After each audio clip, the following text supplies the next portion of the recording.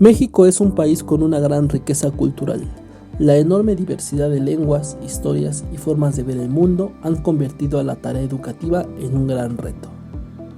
Para las autoridades de nuestro país, la perspectiva de la educación intercultural contribuye a la reformulación de las relaciones entre los pueblos indígenas, el Estado y la sociedad nacional, lo cual se enmarca en el esfuerzo por construir una sociedad unida en la diversidad con una visión pluralista, democrática e incluyente. Sin embargo, en la práctica, esto resulta más complejo, pues aún no se han podido resolver correctamente los grandes obstáculos que enfrentan las escuelas públicas al atender estos grandes mecanismos culturales tan distintos en nuestro país, lo que ha provocado un enorme rezago entre estudiantes de poblaciones indígenas y rurales. El hecho de que las personas puedan recibir una educación en su propia lengua es un derecho. Entonces esto es algo que ha costado mucho trabajo en México establecer. Digamos, durante muchísimos años en México se pensó que las lenguas indígenas eran una cosa del pasado, que más o menos pues, ya estaban desapareciendo y pues iban a tener que acabar de desaparecer. Y en algún momento, a fines de los años 70, sí se pensó que había que utilizarlas de algún modo, sobre todo porque había recomendaciones muy importantes en el sentido de que era más sencillo para los niños alfabetizarse en su propia lengua y después de ahí transferir eso al español. Y entonces se utilizó mucho tiempo esta idea como que se llamó de una alfabetización de transición en la propia lengua, ¿no? Pero esto no necesariamente llevó a que la lengua de verdad se utilizara como una lengua de instrucción en la educación. Y hasta la fecha creo que eso no lo hemos logrado en realidad. O sea, no hay, salvo algunos, pues quizás podríamos llamar experimentos, es decir, algunos intentos de programas piloto que sí están tratando de hacer esto en Guerrero, en Chiapas, en Yucatán, pero son todavía como puntos muy aislados. En realidad, las lenguas indígenas en México no funcionan como lenguas de instrucción en ningún lado, ¿no? Antes que nada, yo creo que es importante señalar que se trata de un tema que en nuestro país ha sido trabajado desde hace mucho tiempo. A pesar, digamos, que México se reconoce como país pluricultural, como nación pluricultural a partir del año de 92 y que el enfoque intercultural entra a formar parte del campo educativo con, digamos, los trabajos de Silvia Schmelkes y con la creación de la CGIB a inicios del milenio.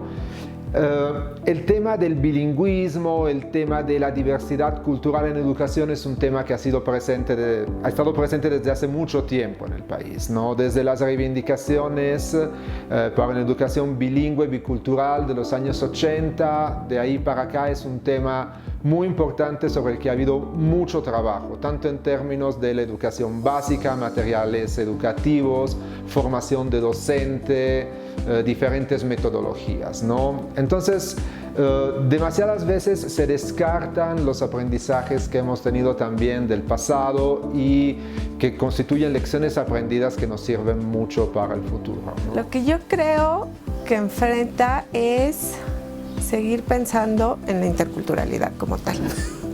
¿Por qué?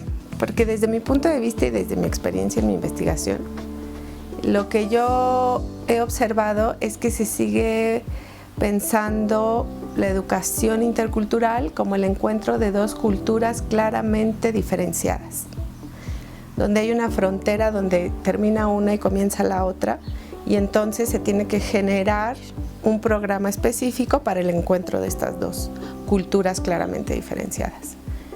Y yo creo que estas fronteras establecidas no son reales, y que cuando tú te acercas a un aula y observas las interacciones, pues lo que encuentras es que hay mucho de las dos formas culturales de unos y otros que se relacionan.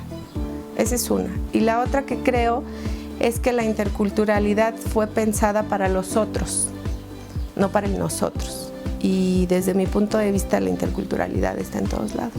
Uno de los principales retos es la flexibilización del currículum nacional y una flexibilización que se dé con la activa participación de las familias y las comunidades indígenas.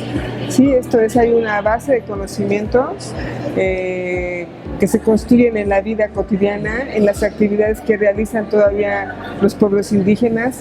Aún en las ciudades hay formas muy particulares de ser y de estar en el mundo, y en esa flexibilización pues tienes que considerar otros corpus de conocimiento, como se dice, que no son únicamente los de los especialistas, los antropólogos. Es de ahí que se abra una necesidad de involucrar de manera más participativa, ¿no?, a los padres, a las familias, en esta nueva manera de entender la escuela. No hemos logrado realmente convencer al aparato político y administrativo de que las lenguas indígenas son importantes para las personas que las hablan y que sería muy importante poder mantener su vigencia en las regiones donde se hablan, por lo menos, si no ampliarlas, ¿no? Es decir, ahí no estamos planteando nada más el enseñarle a la gente que habla una lengua en su propia lengua, pero habría un paso más, que es abrir esto para que las personas que no la hablan la puedan aprender. Eso, bueno, eso todavía no está siquiera en el horizonte, digamos, ¿no? Ahora, ese es un primer asunto, esto que tiene que ver con la imaginación del problema. Y ahí hay un problema muy serio, porque esto es algo que no está planteado. Es decir, hasta donde yo sé en este momento en los programas educativos se plantea todavía en muchos lugares como un asunto de transición, es decir, sí se van a alfabetizar en su lengua para transferir después esto al español. Esa es una. Otra es, bueno, vamos a apoyar para que además de esa alfabetización de transición puedan mantener cierto dominio sobre su lengua, y para eso hay un espacio en el currículum de las escuelas de educación indígena, nada más. Es decir, si una persona que habla una lengua indígena va a una escuela que no es de las de la Dirección de Educación Indígena, ni siquiera tendría esa posibilidad, ¿no? Entonces ahí hay un reto también muy importante, digamos, de cómo hacemos que esto sea un tema de toda la sociedad y no solamente de un grupo de escuelas definido dentro del sistema educativo. Tú bien sabes que en México hay diferentes instituciones, centros de investigaciones, universidades, que se dedican a investigar este campo, a promover políticas educativas en este campo, a formar maestros en este campo. Sin embargo, sigue siendo un campo muy abierto, donde hay diferentes propuestas, diferentes metodologías, y esa es una gran riqueza. Algo que hemos aprendido a lo largo de tantos años de trabajar en este campo, junto con Silvia Schmelkes, junto con María Bertelli, junto con otras personas con las que he podido acompañarme en estos años, es que es difícil pensar que haya una sola receta para hacer una buena educación intercultural bilingüe, sino que hay que distinguir, hay que diferenciar. Y que hay que diferenciar no solamente en relación a contextos rurales, indígenas, monolingües y contextos urbanos, multiculturales, plurilingües. Esa es una primera distinción que es importante hacer, pero no, o sea, las distinciones son mucho más profundas. Por ejemplo, tenemos áreas rurales del país donde vive población indígena que ya ha perdido su lengua.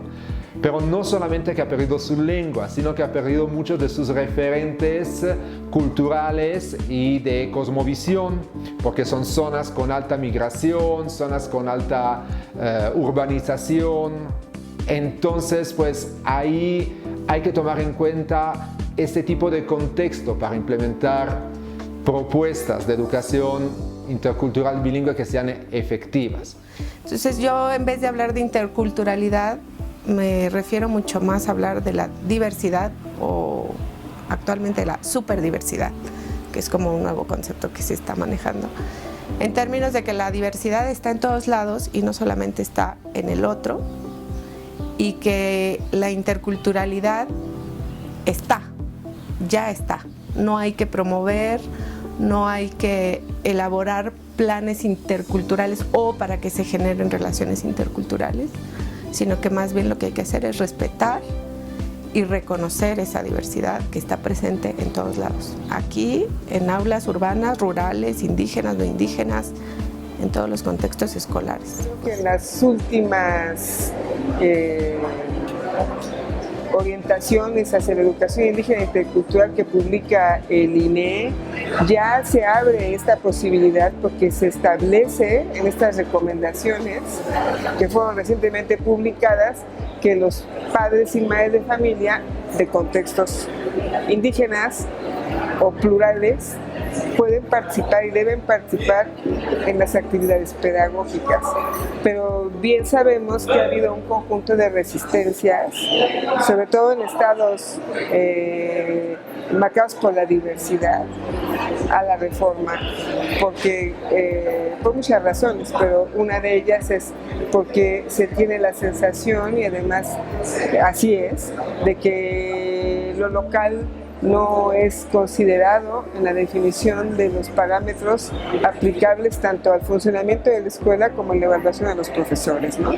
No puedes establecer, creo yo, de acuerdo a mi experiencia en este tipo de comunidades, no puedes establecer o no debiesen establecer criterios tan rígidos para evaluar a los maestros, cuando la comunidad también establece sus propias maneras de aprender, de enseñar, ¿no?